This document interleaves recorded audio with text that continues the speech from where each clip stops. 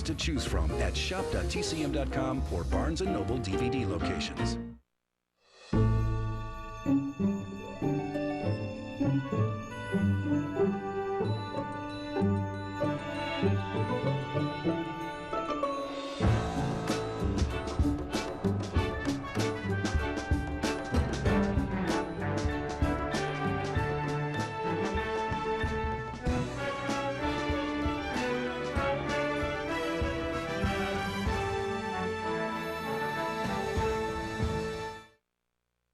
Hi, I'm Robert Osborne.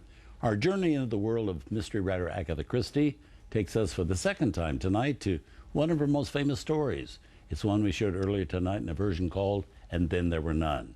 This second later movie adaptation was done 20 years later and has the same title that was often used on Agatha Christie's original book, 10 Little Indians. It would show up again as a movie 23 years later, again called 10 Little Indians. And no surprise this story gets retold again and again because it is a goodie, filled with surprises and delicious plot twists.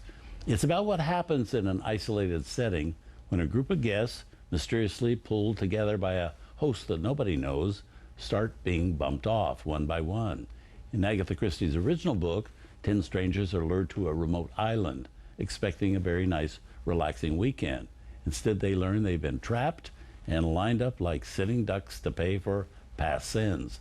This 1965 adaptation changes the details a bit, starting with the setting.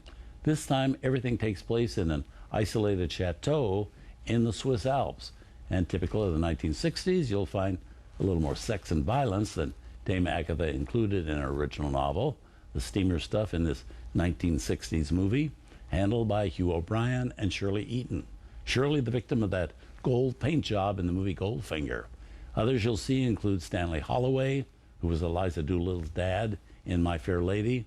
There are also three very celebrated British character actors like Wilfred Hyde White, who played Colonel Pickering in My Fair Lady. There's also Dennis Price, the fellow who kept killing off his relatives in the comedy Kind Hearts and Coronets. And there's Leo Genn, famed for his performances in Quo Vadis and The Snake Pit and Morning Becomes Electra.